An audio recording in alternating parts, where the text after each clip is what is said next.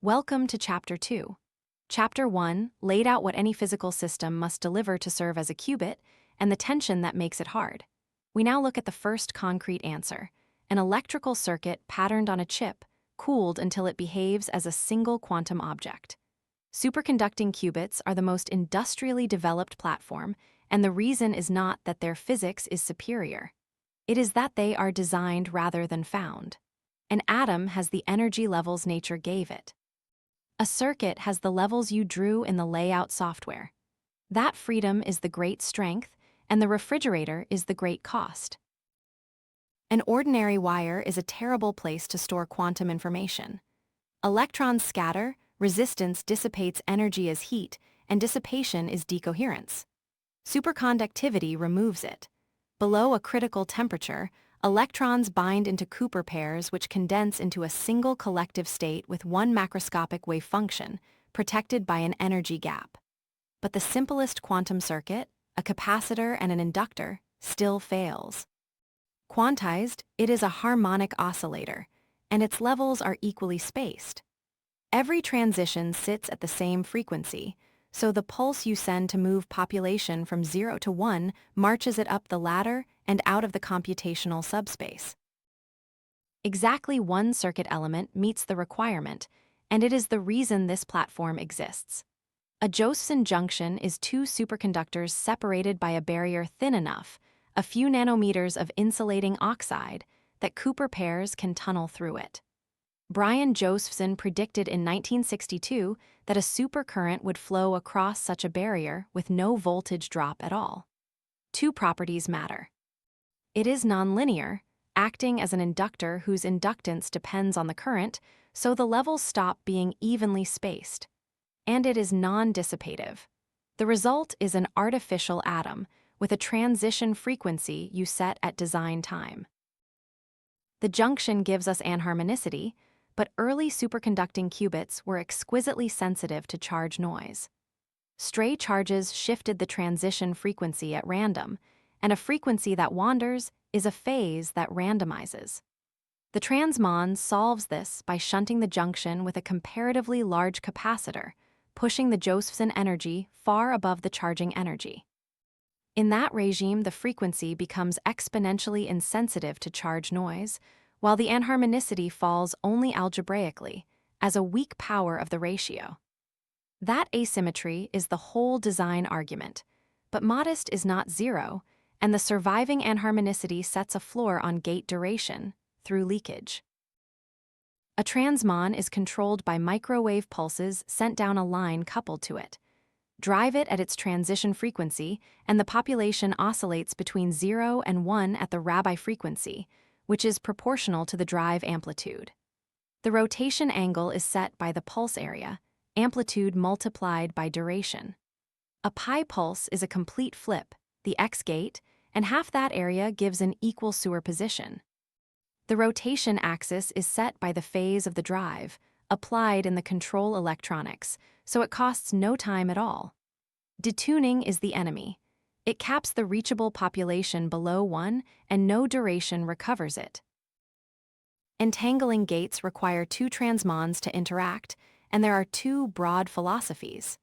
With fixed coupling, the qubits are permanently connected through a shared capacitance or a bus resonator, and detuned so the interaction does nothing on its own. A gate is activated by driving one qubit at the other qubit's frequency, the cross-resonance scheme. The hardware stays simple, but residual coupling never truly switches off. With tunable coupling, a separate element is turned on for the gate and driven close to 0 afterwards. That is cleaner and faster, at the price of another control line and another channel for noise. You cannot simply attach a voltmeter to a transmon. The standard solution is dispersive readout, borrowed from cavity quantum electrodynamics. Each qubit is coupled to its own small microwave resonator on the chip, deliberately detuned so that the two cannot exchange energy. They do, however, shift each other, and the sign of the resonator's shift depends on the qubit state. So you send a weak probe tone, and the returning signal carries a phase and amplitude that encode the answer. Amplify it, including at the cold stage, then digitize outside. The scheme is non-demolition in principle, and many resonators can share one output line. Now, why the extreme cold? The two qubit states are separated by an energy set by the transition frequency, while the environment carries thermal energy set by its temperature. If those are comparable, the environment simply excites the qubit at random. 5 GHz corresponds to about a quarter of a Kelvin. Put numbers to the Boltzmann factor. At 300 millikelvin, the thermal excitation is about 0.45, so the qubit is nearly a coin toss.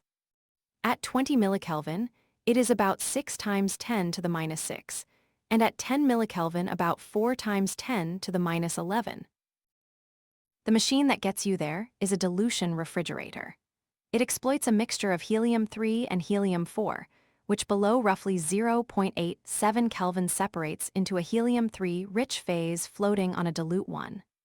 Forcing helium-3 across that boundary costs energy, an effect like evaporation that does not shut off as the temperature falls. Here is the practical limit, though, and it has nothing to do with qubit physics. Every control line is a thermal bridge from room temperature, and suppressing its noise needs attenuators that dissipate heat exactly where cooling power is scarcest, measured in microwatts. Let us watch a gate happen using only NumPy. In the frame rotating with the drive, a driven two-level system has a simple 2 by 2 Hamiltonian, and we integrate it with a fixed-step, fourth-order Runge-Kutta method. The drive strength is chosen so that a full Rabi cycle takes 20 nanoseconds, which makes a pi pulse 10 nanoseconds long. On resonance, the flip is complete. Detuned by 1 drive strength, the ceiling is 1/2. Detuned by 2, 1/5, exactly as the formula predicts. Detuning also speeds the oscillation up, and the norm stays at 1, which is our sanity check. Let's recap. Superconductivity removes resistive dissipation, but a plain LC oscillator has equally spaced levels and cannot serve as a qubit. The Josephson junction supplies nonlinearity without dissipation, turning the circuit into an artificial atom, and the transmon trades an exponential gain in charge insensitivity for a merely algebraic loss of anharmonicity. Gates are microwave pulses, readout is dispersive, and the millikelvin requirement follows from thermal energy against level splitting and nothing else. The strengths are speed and reproducible fabrication. The challenges are the refrigerator, calibration drift, routing costs, and wiring heat load. Next, trapped ions and neutral atoms.